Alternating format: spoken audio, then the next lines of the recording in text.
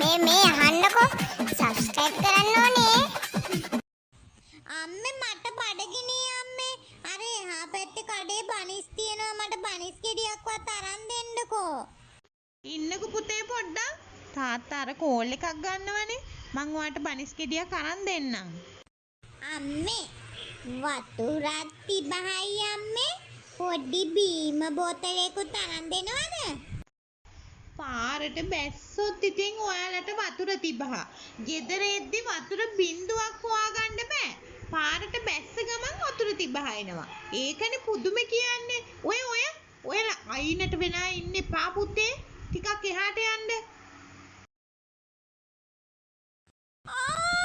අම්මේ මගේ කකුල. දෙයියනේ. මගේ රත්තරන් දරපැටේගේ කකුල උඩින් නේද අර ලොරිය ගියේ.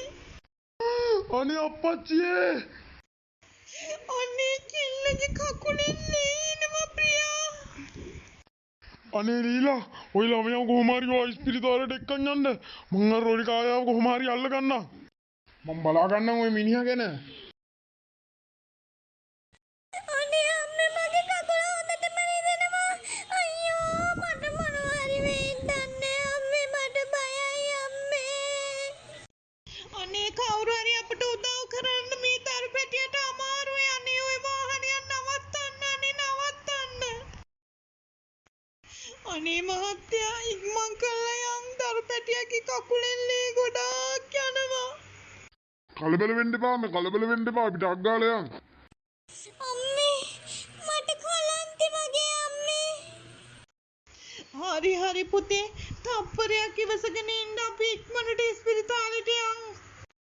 ඉන්න පුතේ කලබල වෙන්නේ නැතුව. දැන් ડોක්ටර් බැලුවනේ ඔයාව.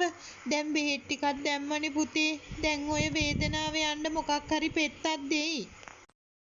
අම්මේ මට ඉන්න බෑ කැක්කුමයි අම්මේ. අනේ අර නොසන්ඩාල ඩ්‍රයිවර් බලන්නකො මගේ අහිංසක දරු පැටියගේ කකුල උඩින් ගියේ. බය වෙන්න නම් දෙයක් නෑ අම්මේ. අස්තියක් තමා බිඳලා තියෙන්නේ. ඒකට අපි මොකක් හරි පිළියමක් යොදමු. ඔය ළමයා පාර මැද්දට වෙන්නද හිටියේ? අනේ නෑ ડોක්ටර් අපි පාර අයිනේ හෝල්ට් එකේ හිටියේ. ඒ ලොරි කාර්යයා අයිනටම කපලා මේ ළමයාගේ කකුල උඩින්ම ගියානේ. අපේ මිනිස්සයා ඔන්න ඔය මේ මිනිහව අල්ල ගන්නවා කියලා ගියා ડોක්ටර්. මේ මිනිස්සයාට මොනව වුණාද දන්නේ. ඔය වගේ කුලප්පු ඇදිච්ච උන් කොහොමත් පාරේ ඉන්නවා. ඒ හින්දා ඉතින් අපි දැනගන්න ඕනේ පොඩ්ඩක් පරිස්සම් වෙලා පාරේ යන්න. මේ දරු පැටියා කොහොමත් අසනීපින් හිටියේ ડોක්ටර්. කෙල්ලට බෙහෙත් ටිකක් ගන්න යන ගමන් මේ මහත්තයාට කෝල් එකක් ආවා. ඒ හින්දා තමයි අපි පොඩ්ඩක් හෝල්ට් එකේ නැවතුනේ. ડોක්ටර් හදිසි ලෙඩෙක් කෙනාව ડોක්ටර් චුට්ටක් එන්න පුළුවන්ද? හරි යම් බලන්න. අනේ දුවේ තාත්තා අර මිනිස්සයව අල්ලගත්තද දන්නේ. තාත්තා තරහට මොනව කරයිද දන්නේ මේ මිනිහට. ඉන්නකෝ දරුවෝ අපි බලමු කෝල් එකක්වත් දීලා තාත්තට. ප්ලීස් යනවා පුතේ. තාත්තා ෆෝන් එක උස්සන්නේ නේ. මොන කරදරයක් වෙලාද දන්නේ. අනේ පව් අම්මේ තාත්තා. හෙලෝ මේ ප්‍රියාද?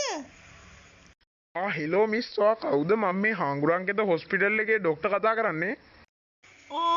මේ මගේ මහත්තයාගේ ෆෝන් නම්බරේනේ. ડોක්ටර්ට හම්බුනේ කොහොමද ඒක? අනික අපි මේ ඉන්නේ හාංගුරන්ගෙද හොස්පිටල් එකේ. මිස් ඔයාගේ මහත්තයාද ප්‍රියන්ත සිරිසේන කියලා කියන්නේ? ඔව් ඒ මගේ මහත්තයා තමයි. එයා මේ ටිකකට කලින් දැන් ඉස්පිරිතාලේ ඇක්සිඩන්ට් එකක් වෙලා ඇඩ්මිට් කරානේ. අපෝයි දෙයියනේ ප්‍රියා ඔයා මොකද පාර කරගත්තේ? පුතේ ඔයා ඔහොම ඉන්න මං තාත්තා පොඩ්ඩක් බලලා එන්නම්. මේ ඔයාගේ මහත්තයාද? අනේ ඕ ડોක්ටර් මොකද මගේ මහත්තයාට? එයාගේ ඔළුව දරුණු විදිහට මොකේක හරි වැදිලා තියෙනවා. ඔයා පොඩ්ඩක් ඉන්නකෝ අම්මේ මේ යාව ශනිකව ඔපරේෂන් එකකට ගන්න වෙනවා. අනේ දෙයියනේ මේ මොන අපරාධයක්ද සිද්ධ වුනේ? මගේ දරු පැටියා හින්තුවාල වුණා. මේ මිනිහට මොකද්ද මේ